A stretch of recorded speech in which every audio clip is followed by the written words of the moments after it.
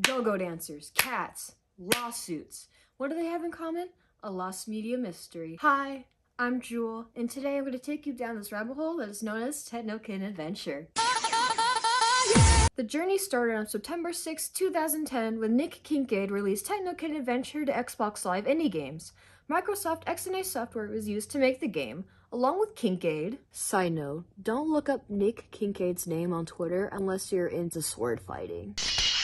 Brian Ferreira and Melissa Facetta helped produce and design the game, as well as Tyler DeLucia and Nirik Gino Vigin. I'm sorry if I've mispronounced any of your names. This group of people brought this seizure-inducing mini LSD trip to life. Techno Kitten Adventure was published by 21st Street Games and Leak Goods. After 9 months of its release on June 7, 2011, Techno Kitten Adventure would be available on iOS, Android, and Windows phones for all to enjoy for 99 cents. A small price to pay for an introduction to rave culture. But wait, how do you even play the game? You see the title card and think, how is this game gonna bring me any rage? Well, viewer who probably wasn't around during the Rage Game's rage, let me enlighten you. You play this game by pressing a single button on your device to move your kitty up and down. Yes, that's how they spell kitty. Be prepared for all the 2010s dialects, so put on your checkered glasses and follow along as best as you can. While you move your kitty up and down, you're avoiding obstacles like fingers, heck phoenixes, and shapes and colors the likes of which I've never seen. While moving up and down, avoiding obstacles, you also have to stay on beat to thumping bangers without head banging too much, otherwise you crash and burn your cat. If that wasn't enough for you, the screen mirror flips and shakes while all of this is going on. It's like DDR, but with cats. Cats who found that catnip and want the difficulty all the way to expert. Luckily, the game was beatable and had a few levels so you wouldn't feel stuck or sick from all the flying rainbow strobes. You know who's probably sick from all that flying? The kitty you're controlling. Speaking of which... The kitties in this game either look very cute and lovely or absolute spawns of cat heckles. Some of them are made out of meat. Not just regular muscle meat, but more like the cooked lunch variety. Some of them wish to commit cat cannibalism. My favorite of the bunch is the OG man. He's got on little goggles with a jetpack, and he's ready to ascend into madness. There's also these three, which will not cause any trouble for the game development team whatsoever. Overall, the kitty designs are very cute and they go very well with the game. Since you've met the crew, know how the game works, and met the kitties, how about the techno portion of the game? The main reason why I wanted to cover this game was because of the music. The music in this game just brought me so much life as a kid and even now as an adult. Especially the song Sea of Love by Frisco, remixed by Hexy. This song, mwah, chef's kiss. I even bang it in the comfort of my home.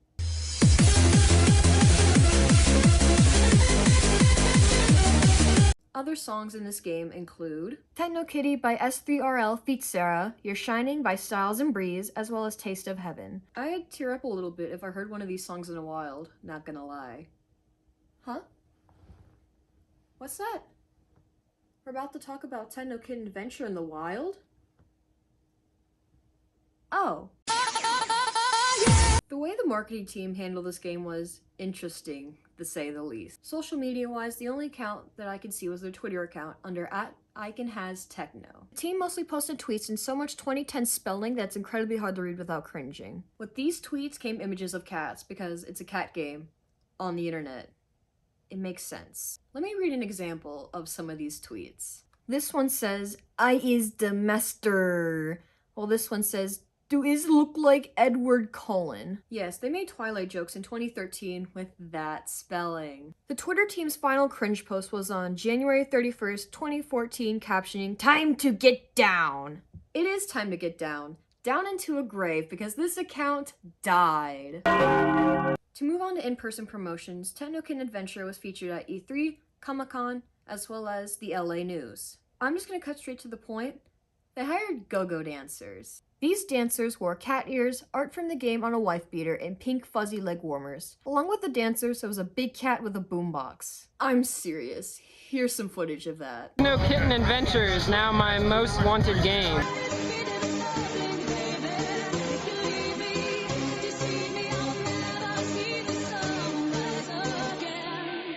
Besides this marketing campaign, they also had a booth at Comic-Con showcasing the game itself and comics made of the kitties. These comics were made for in-person promotion, but as well as a side app called Kitty Party. Do eyes not exist in this universe? The app included comics, phone backgrounds, and a jukebox with all the game's songs on it. This app wasn't captured on the Wayback Machine, and it isn't available anymore on any of the app stores. Now that we've covered this game's existence in the world, how was it perceived? He was number 1! On Xbox Live Indie Games, it was ranked number 1 for a while. It did fairly well in the App Store as well as on social media. Fans of the game loved it for its art, music, and concept. It was also featured on Bridgeman's channel as well as a Bad Company's channel. With all this love for the game being high, the publishers of the game wanted to make a sequel. Before I get into that, let me spit out some fun facts you probably didn't know about the game.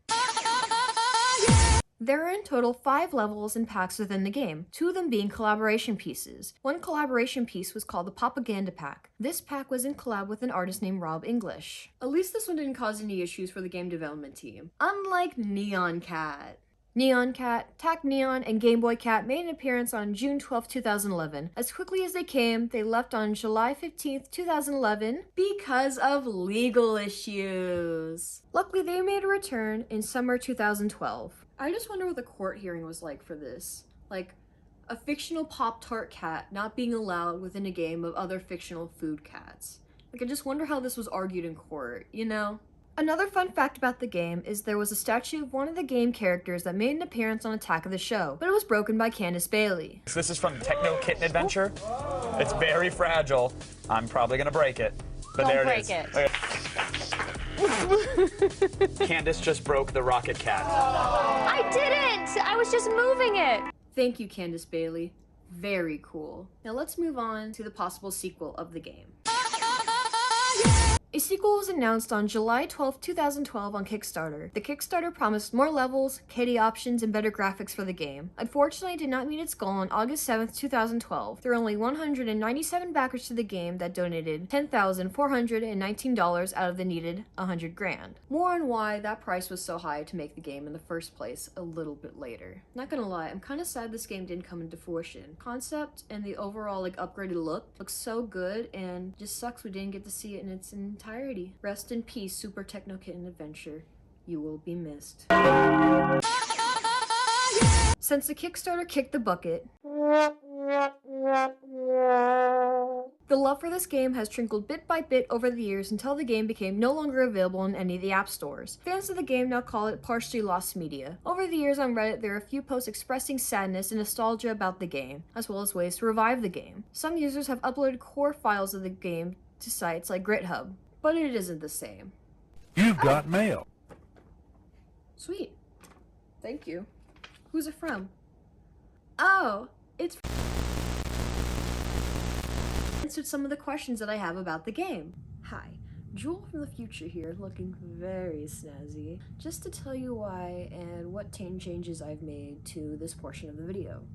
The changes were because the person who gave me all this information wanted to remain anonymous, so either this person doesn't get sued or I don't get sued. So I'm going to be paraphrasing a lot, and I was originally going to show the original conversations, but that isn't very reliable at this point. So I'm going to be paraphrasing a lot, as well as I had commentary about my personal thoughts about what happened with all of this, but I'm going to cut that out because, once again, I'm not trying to have legal issues on me.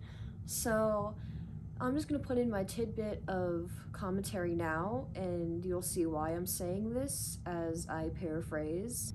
In my personal opinion about all of it, it's just really sad, and it just sucks that things happened the way it did. And I just hope in the future that maybe the game can come back thanks to the original creator, because it was a really, really fun game, and it made my childhood. So yeah, that's why I kind of had to step in and tell you guys, hey, this is not how I planned it, but it's good to know for the remainder of the video. Thank you guys. Now back to Past Jewel. Hi.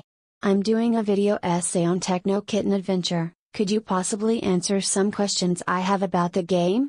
I think so. I can't say I created it, but it was a team effort. Kudos to you for even taking part of the game. What was your favorite part of the game? I liked the original level the best. The hot dog one was funny too. Game-wise, it's a pretty wild slash funny slash sad story behind the making of the game and its ultimate demise. Interesting. If possible, can you go into detail about what happened and why it's no longer on the App Store? The company that we worked for didn't like the game. They didn't like it even more so when it became popular.